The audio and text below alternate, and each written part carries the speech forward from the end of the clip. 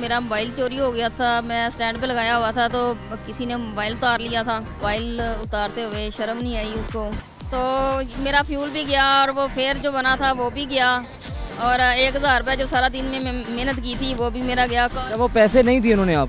नहीं, वो पैसे नहीं दिए, वो आया ही नहीं। दोबारा कॉल की तो उनका नंबर ही बंद। आधा घंटा मैंने वेट किया तो दोबारा कॉल की तो वो उनका नंबर ही बंद था।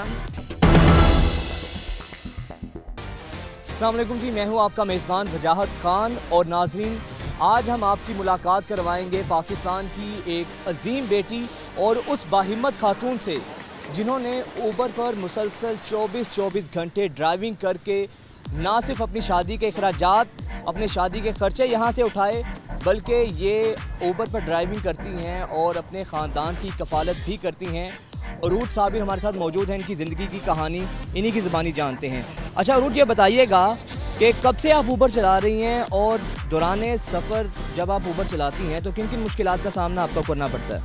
अस्सलाम वालेकुम, मैं 2 साल से ऊबर चला रही हूँ और दौरान सफ़र में 2-3 वाक़ये मेरे साथ हुए हैं। एक तो मेरा मोबाइल चोरी हो गया था। मैं स्टैंड पे लगाया हुआ था तो किसी ने मोबाइल उतार लिया था, तो वो मोबाइल मिल तो गया मुझे, लेकिन दुख हुआ कि ये मेल होके तो कमाई नहीं कर रहा, कोई मेहनत नहीं कर रहा। और फीमेल का मोबाइल जो मेहनत कर रही है सारा दिन धूप में छाँव में, धूप नहीं देखती, छाँव नहीं देखती, और ऊपर क्रीम पे डेली की 13, 14, 15 राइड जो कर रही हैं, उसका मोबाइल उतारते हुए शर्म नहीं आई उसको।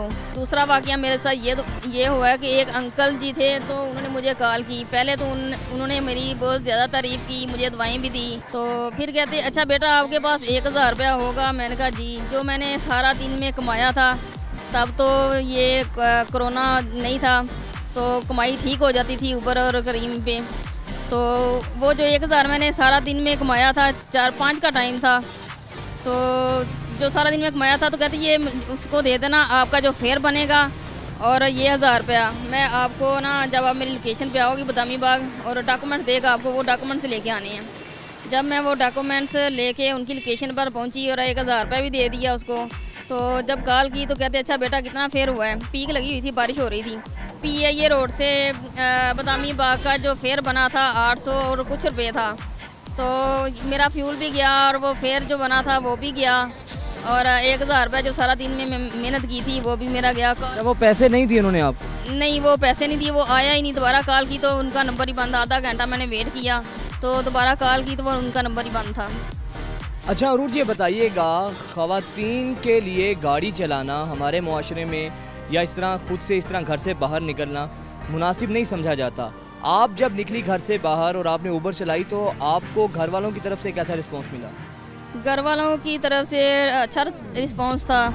तो मैं किसी के आगे हाथ पे लाना मुझे अच्छा नहीं लगता। मैंने आज तक कभी अपनी सिस्टर से या कभी किसी भाई के आगे मैंने ये नहीं कहा कि मुझे 50 रुपया दें।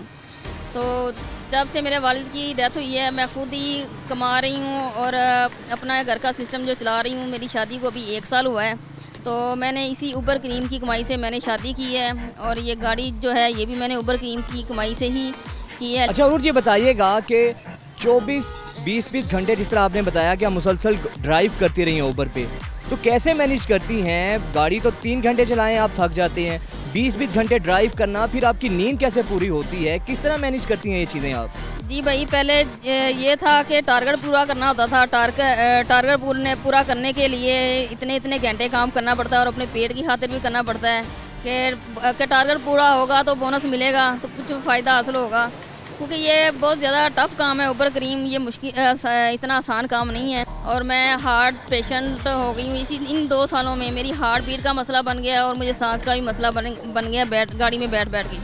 अच्छा ये बताएं कि जिस तरह माशाल्लाह आप इतनी हिम्मत से काम ले रही हैं, जिस तरह आपने कहा कि 20 घंटे आप ड्राइव करती हैं और गाड़ी का टायर भी आप खुद चेंज करती हैं, ये इतनी हिम्मत कहाँ से आती है कि रात एक खातून तने तनहा वो सड़क पे जा रही है, 2-3 बजे का टाइम है और डिफरेंट किस्म की सवारियाँ भी आगे बैठती हैं, मर्द हजरात भी होते हैं, तो कभी डर आया हो आपके माइंड में, कोई खौफ आपको हुआ हो?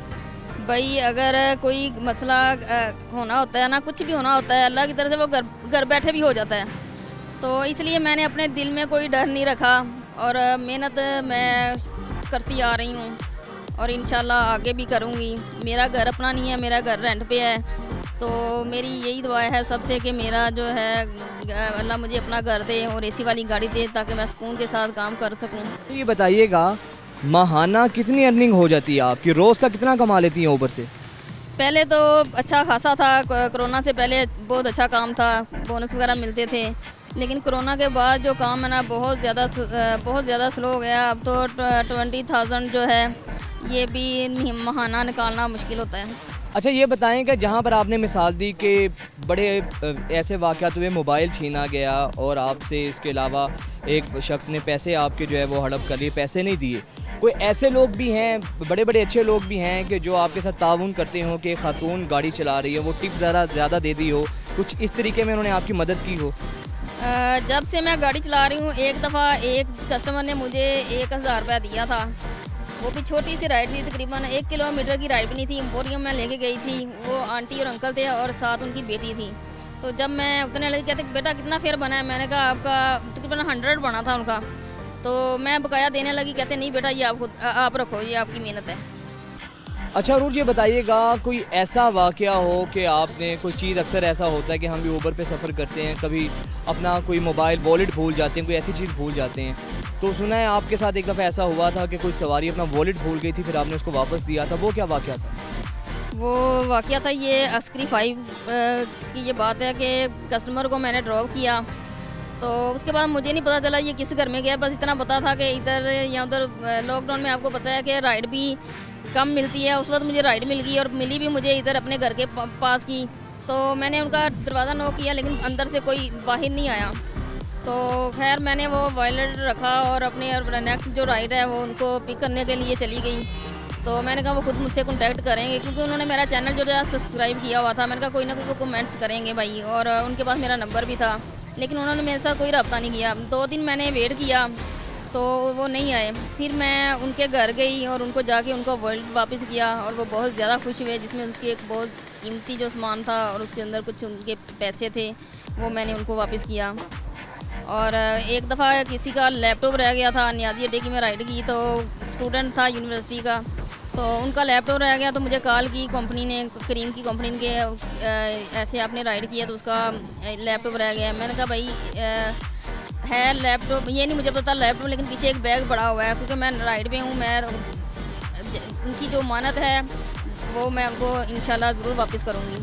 और भी बहुत ज़्यादा, किसी का कुछ रह जाता है, कपड़े रह जाते हैं, किसी का बैग रह जाता है, ऐसे बहुत ज़्यादा वाक़ई हुए मेरे साथ।